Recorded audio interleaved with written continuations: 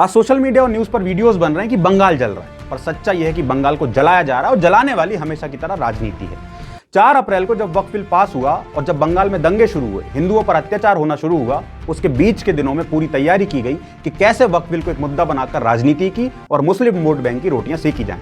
और इस तैयारी में आखिरी कील का काम किया ममता बनर्जी ने, जब 12 अप्रैल के भाषण में उन्होंने कहा कि बंगाल वक्फ बिल को नहीं लागू होने देगा। मुझे ये कहने में बिल्कुल झिझक नहीं है कि बंगाल की मुख्यमंत्री का नाम बस ममता है, बाकी ममता जैसी उनके अंदर कोई चीज नहीं है। वैसे मैं इस फसाड को एक प्लानिंग इसलिए कहूंगा क्योंकि जो चेहरे वक्फ बिल के विरोध में आग लगाते हुए दिखे, शायद उन्हें वक्फ बोलना भी ना आता हो, लेकिन विरोध ऐसा मानो जैसे सामने से रोटी छीन ली हो। अब इन दंगों के पीछे प्लानिंग इसलिए है क्योंकि जहां पर हिंदुओं को निशाना बनाया जा रहा है वो मुर्शिदाबाद और उत्तर दिजनापुर में मुस्लिम सबसे बड़ी आबादी है। और इससे भी बड़ी प्लानिंग ये है कि दोनों एरियाज बांग्लादेश की सीमा से सटे हुए हैं, क्योंकि अगर कल को बात बढ़ती है तो ममता बनर्जी को ये कहने में बिल्कुल झिझक नहीं होगी कि आग बांग्लादेश से आए मुसलमानों ने लगाई। बहरहाल आग चाहे कहीं भी लगे, जलने वाला हमेशा की तरह हिंदू होता है और होगा ही, क्योंकि ममता जी की राजनीति में अंगारों का काम मुस्लिम वोट बैंक से ही आता है।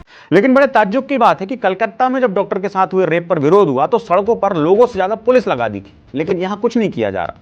क्यों सरकार दंगे नहीं रोक पा रही, या कहें तो रोकना नहीं चाहती। लेकिन इससे भी बड़े ताज्जुब की बात यह है कि देश की विपक्ष, जिसे 4500 किलोमीटर दूर बैठे पैलेस्तीनी व्यक्ति का दुख दिखता है, उसे आज बंगाल के हिंदू नजर नहीं आ रहे। और बंगाल को देखकर ऐसा लगता है मानो देश के किसी और राज्य में अब मुस्लिम आबादी बची ही नहीं और वक्फ बिल सिर्फ बंगाल के लिए लाया गया हो। वैसे मुझे इंतजार है उस दिन का जब ममता बनर्जी अपने घड़ियाली आंसू बहाते हुए कहेंगी कि हिंदुओं के साथ बंगाल में जो हुआ उसकी वे कड़ी निंदा करती। जय हिंद।